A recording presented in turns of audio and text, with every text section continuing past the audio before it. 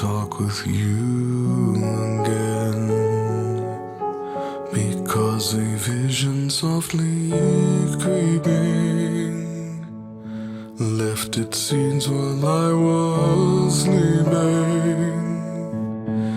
and the vision that was planted in my brain still remains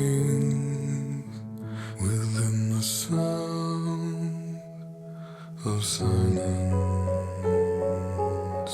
In restless dreams I walked alone, narrow streets of cobblestone, neath the halo of a street lamp.